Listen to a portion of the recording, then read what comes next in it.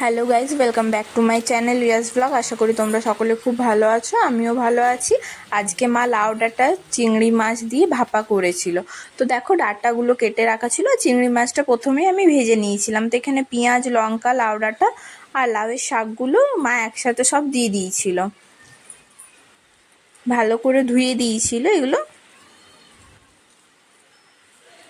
আর তারপরে নুন, হলুদ, স্বাদ মতন একটু চিনি আর সর্ষে বাটা, লঙ্কা বাটা এগুলো দিয়ে দিয়েছিল। আর একটু জিরের গুঁড়ো দিয়েছিল, লঙ্কার গুঁড়ো দিয়েছিল।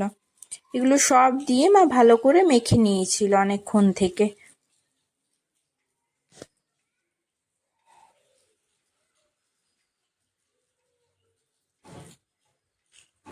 এই দেখো, একটু চিনিও দিয়েছিল স্বাদ মতন।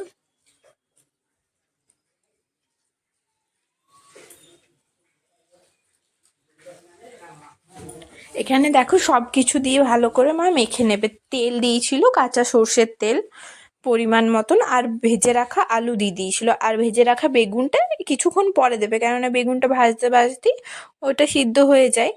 আর এখানে সর্ষে পোস্ত বাটা দিয়েছিল। এই মা এটাকে খুব ভালো করে মেখে নিয়েছিল।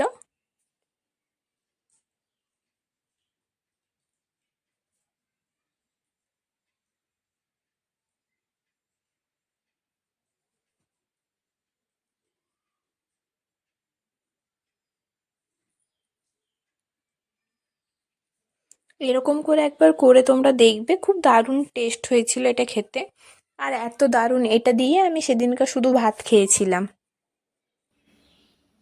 আর মা এটাকে ঢাকা দিয়ে কম আঁচে করে নিয়েছিল। এই দেখো, বেগুনগুলো দিয়ে দিয়েছে। আর এই জলটা মরে যাওয়ার পরই মা চিংড়ি মাছ দেবে। দেখো কালারটা, দেখো কি দারুণ এসেছে। আর খুব সুন্দর লাগছিল খেতে। এই দেখো, চিংড়ি মাছটা দিয়ে দিল মা। চিংড়ি মাছটা দিয়ে একটুখানি ফুটবে, ব্যাস, তারপরে এটা রেডি হয়ে যাবে।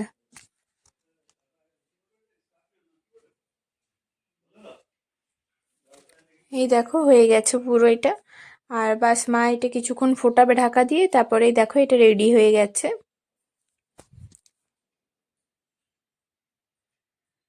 দেখো কালারটা দেখো।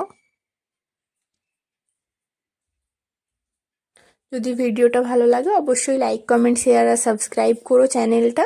আমি ততক্ষণ এইটা খেয়ে নিই, আর তোমরা এরকম করে একবার ট্রাই করে দেখো। পরে আবার একটি নেক্সট ব্লগে দেখা হবে।